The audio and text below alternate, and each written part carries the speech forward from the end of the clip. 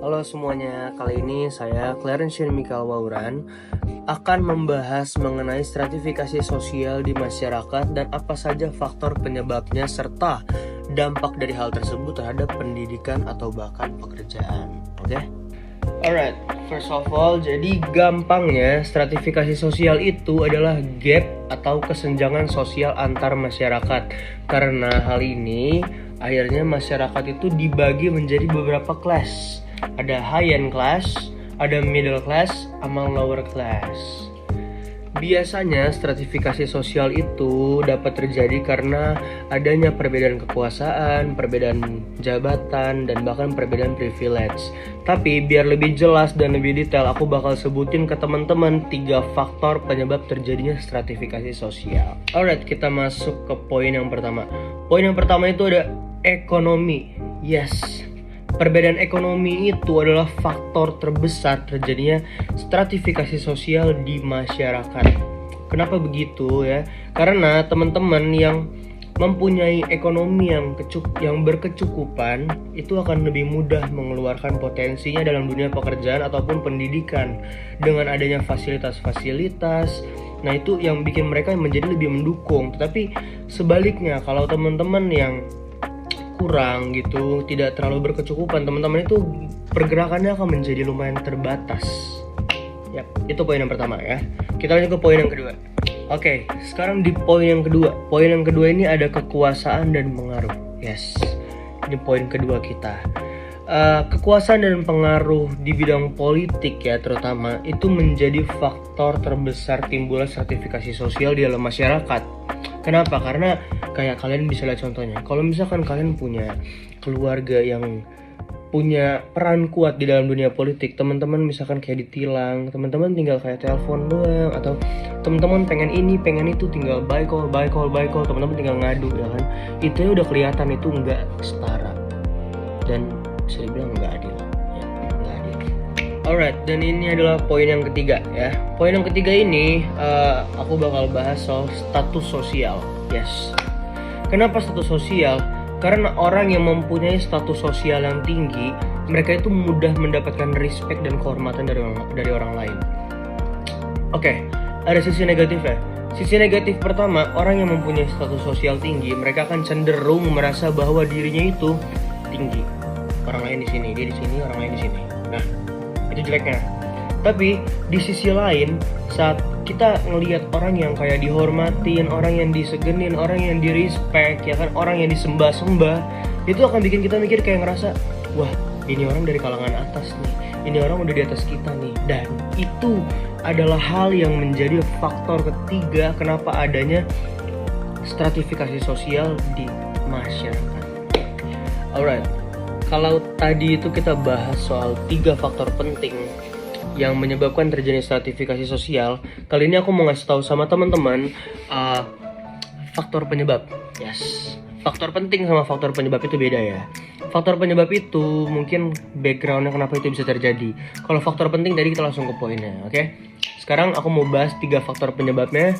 Poin pertamanya, poin pertamanya ini ada pendidikan. Yes, aku baca ya. Tingkat pendidikan yang diperoleh seseorang berperan besar dalam menentukan status sosial. Yes, tingkat pendidikan yang diperoleh sama seseorang itu berperan besar dalam status sosialnya. Yes, kenapa?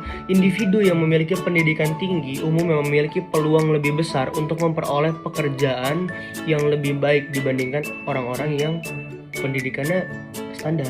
Gitu. Oke, kita masuk ke poin kedua. Poin kedua, kalau tadi kita bahas soal pendidikan, tapi nggak sampai situ aja guys. Oke, pendidikan itu untuk mencari pekerjaan, tapi nggak sampai situ aja. Di dunia pekerjaan itu juga ada stratifikasi sosialnya, yes.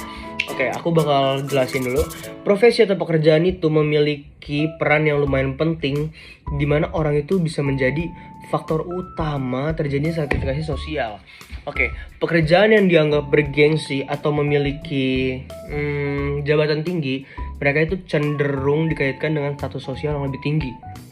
Oke, aku kasih contoh ya. Contoh gampangnya begini.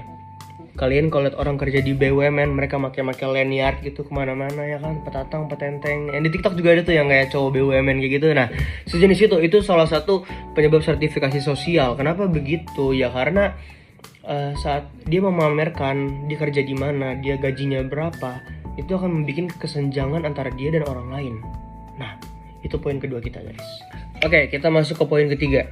Poin ketiga kita itu adalah jenis kelamin. Yes, atau gender. Ketidaksetaraan gender itu sangat berperan dalam stratifikasi sosial. Dalam banyak culture, laki-laki seringkali menduduki posisi sosial yang lebih tinggi daripada perempuan. Bahasa gampangnya apa ya? Patriarki. Itu juga bisa menjadi penyebab stratifikasi sosial. Kenapa? Karena kalau laki-laki itu yang dianggap selalu bekerja terus, perempuan akan di rumah terus. Berarti perempuan akan terus nurut terus, perempuan akan terus diinjek-injek terus. Ya, meskipun gak diinjek-injek, mungkin mereka beberapa juga ada perempuan yang pekerja keras, perempuan yang gak tahan diatur-atur, ya kita orang beda-beda ya. Tapi itu juga salah satu penyebabnya terjadinya stratifikasi sosial, guys. Oke, kalau tadi itu poin pertama aku udah bahas soal faktor penting. Poin kedua aku udah bahas soal faktor penyebab. Yang ketiga ini aku mau bahas dampak. Yes. Apa dampaknya stratifikasi sosial dalam dunia pendidikan dan pekerjaan ya.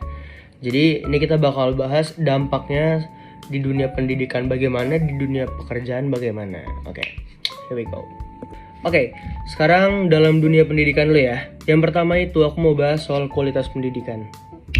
Anak-anak dari keluarga miskin atau kelompok sosial tertentu seringkali bersekolah di institusi dengan sumber daya yang lebih sedikit. Ya, mereka juga kurang fasilitas, mereka juga kurang tenaga pengajar yang berkualitas, dan bahan ajar yang mereka terima itu kurang memadai, sehingga itu mempengaruhi kualitas pendidikan mereka itu berbeda dengan orang-orang yang kualitas pendidikannya baik ya. Oke. Jadi itu yang bisa menyebabkan kayak mereka mungkin gak memiliki chance atau kesempatan yang sama seperti orang-orang berkecukupan pada umumnya. Oke, itu dampak yang pertama. Oke, yang kedua itu ada ketidaksetaraan peluang. Yap. Peluang ini kan kita bahas soal dalam dunia pendidikan ya guys. Jadi adanya kesenjangan sosial atau stratifikasi sosial ini tuh bikin jadi kayak kebagi dua. Orang-orang yang berkecukupan itu bisa dengan mudah lanjut dari SMA ke universitas. Tapi orang-orang yang kurang berkecukupan, mereka itu jadi susah gitu. Mereka belum tentu bisa lanjut kuliah, mereka belum tentu bisa lanjut ke universitas gitu. Karena apa? Karena ya mereka nggak memiliki peluang yang sama seperti anak-anak lain pada umumnya begitu. Oke, tadi aku udah ngasih 2 contoh dampak dalam dunia pendidikan. Sekarang aku bakal kasih tahu ke teman-teman 2 dampak di dunia pekerjaan. Oke. Yang pertama itu ada kesempatan promosi atau naik jabatan. Dalam dunia kerja, orang-orang yang dari lapisan sosial yang tinggi, mereka itu memiliki peluang lebih besar untuk dipromosikan ke posisi-posisi penting. Yes. Dan mereka mempunyai peluang besar untuk naik jabatan.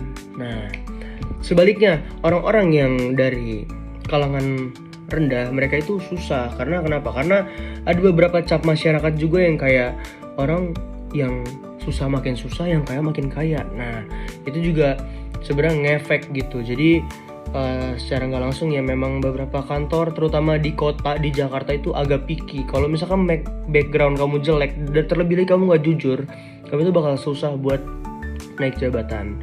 Nah, tetapi kalau sebaliknya, kalau kamu udah dikenal, kamu punya backingan atau kamu punya privilege dalam hal tertentu, itu bisa bikin kamu dengan lebih mudah untuk naik ke posisi yang kamu pengen gitu guys.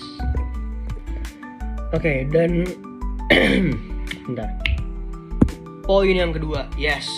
Poin yang kedua ini lumayan parah. Kenapa? Ini adalah diskriminasi di tempat kerja. Yep. Ada banyak faktor, antara lain itu faktornya ada. Yang pertama faktor ras. Faktor ras itu aku kasih contoh ya. I'm sorry sebelumnya, tapi faktor pertama ini buat teman-teman yang berkulit hitam itu akan dianggap lebih menyeramkan dan kriminal atau apapun itulah ya. Jadi bikin orang jadi padahal bukan salahnya mereka gitu, padahal mereka baik ya, mereka tuh orang baik-baik semua, tapi ini malah jadi bahan-bahan bully gitu loh. Atau mereka orang yang pengen naikin dia ke jabatan atas itu malah jadi pertimbangan besar, padahal harusnya nggak kayak gitu guys. Padahal harusnya dinilai tuh kinerjanya atau kejujurannya, on time-annya, harusnya itu yang dinilai, ya nggak sih? Oke, dan faktor kedua ini adalah faktor jenis kelamin. Yap. Faktor jenis kelamin ini ada kayak laki-laki itu lebih mudah naik jabatan, lebih mudah dipromosikan ketimbang wanita, karena laki-laki sering dianggap lebih multitasking dan bisa lebih sigap gitu. Padahal kalau dalam kantor-kantor yang lebih mengutamakan skill dan mindset, itu menurut aku wanita juga keren-keren loh. Banyak banget yang keren-keren sekarang. Dan yang ketiga ini itu adalah kelas sosial. Balik lagi kelas sosial teman-teman. Jadi gini aja ya, intinya kita tuh nggak pernah tahu guys, kalau misalkan bahkan kalau kalian lebih bergaul sama orang-orang yang di atas belum tentu orang atas itu bisa bantuin kamu.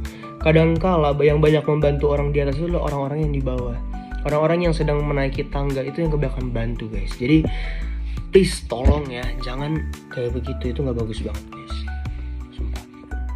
Oke, dan that's it. Dan kita akan masuk ke kesimpulannya. Jadi kesimpulan secara keseluruhannya adalah dengan adanya sertifikasi sosial itu memperkuat ketidaksetaraan dalam dunia pendidikan dan pekerjaan. Dan itu malah jadi siklus yang sulit gitu buat dicopot, buat di-cut gitu. Karena ketika akses terhadap pendidikan dan pekerjaan terbatas oleh faktor sosial, ekonomi, ras, jenis kelamin, atau faktor lainnya, kesempatan untuk kita atau orang-orang untuk meningkatkan kualitas hidup dan mobilitas sosial itu menjadi sangat terhambat. Oleh karena itu, upaya untuk mengurangi stratifikasi sosial sangat penting. Jadi kita semua butuh bantuan teman-teman semua buat lebih, udah kita setara aja gitu ya, kita duduk sama rata, berdiri sama tinggi aja gitu. Nggak perlu ada stratifikasi sosial atau kesenjangan sosial yang bikin kalian jadi ngeliat orang kayak gini gitu. Padahal kita harus ngeliat orang kayak begini, tapi kita juga jadi ngeliat orang kayak begini ya. Itu jangan ya guys ya. Oke, cukup sekian penjelasan dari saya Clarence Mikael Wawuran mengenai stratifikasi sosial dan bagaimana dampaknya dalam dunia pekerjaan dan pendidikan. Yes, cukup sekian dan terima kasih.